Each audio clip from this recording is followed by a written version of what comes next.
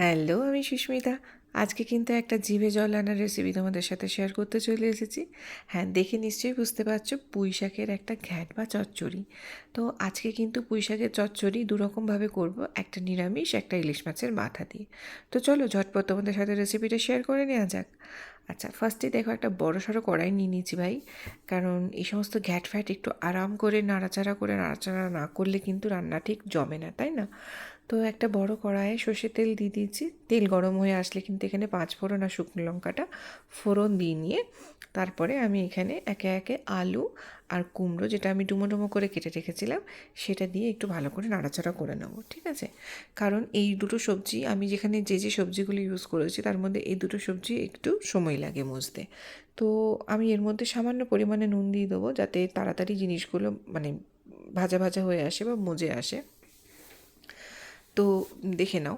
আর আমি আজকে এইরকমভাবে যে রান্নাটা করছি, ফার্স্টে এখানে দেখাবো মানে নিরামিষভাবে, তারপরে সেখানে ইলিশ মাছের মাথাটাই অ্যাড করে কিভাবে ইলিশ মাছের মাথা দিয়ে পুঁই শাক হবে এটা বানানোর কারণটাই হচ্ছে, কারণ আমার বাড়িতে এরকম করেই আমাকে বানাতে হয় ইলিশ মাছের মাথা দিয়ে কোনো রকম সবজি বা এই পুঁই শাকটা বানালে।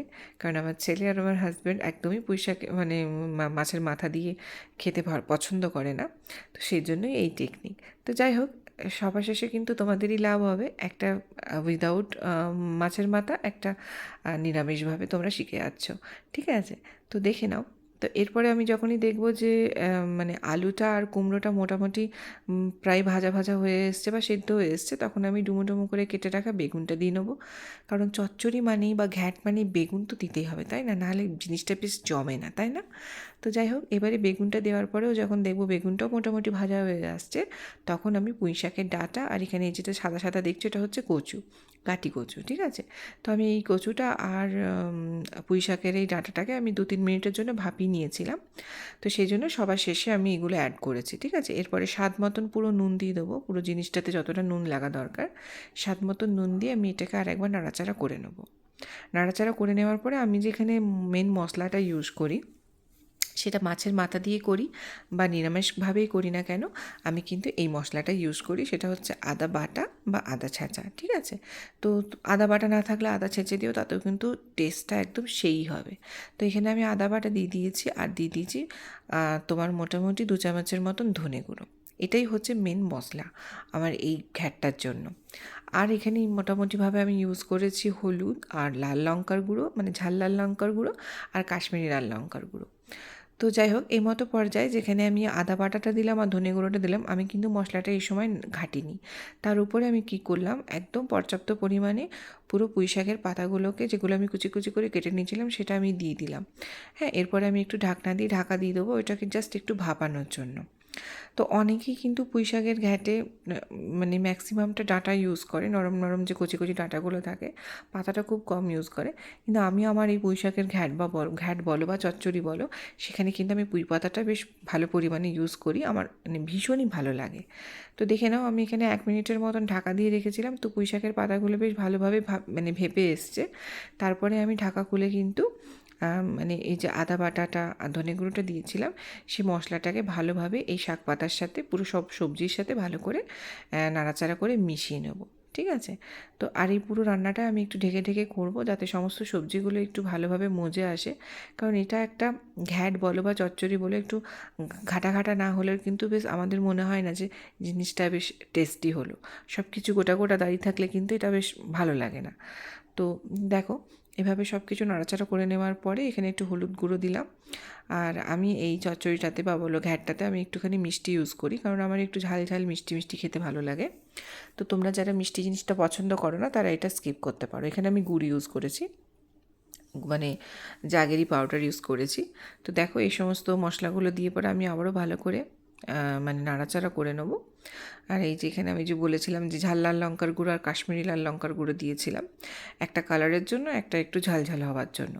তো এই সমস্ত গুঁড়ো মশলা বলতে তোমরা দেখলে এখানে আমি কী কী দিয়েছি, 2 রকমের লঙ্কা গুঁড়ো আর ধনে গুঁড়ো, ব্যাস এই কটাই হচ্ছে গুঁড়ো মশলা।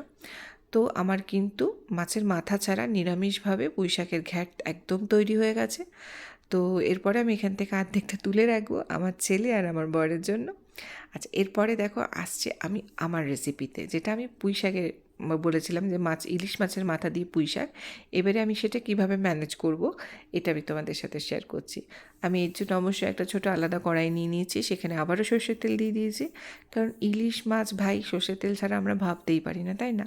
তো এখানে ইলিশ মাছের মাথাগুলোকে আমি আগের থেকে নুন হলুদ মাখিয়ে রেখেছিলাম। তো তেলটা গরম হয়ে আসার পরে কিন্তু ইলিশ মাছের মাথাগুলো আমি এখানে ছেড়ে দিয়েছি। মানে আমি এখানে ইলিশ মাছের মাথাগুলো বেশ ভালো করে নাড়াচাড়া করে নেবো, ঠিক আছে, মানে ভালো করে ভেজে নেব, ঠিক আছে।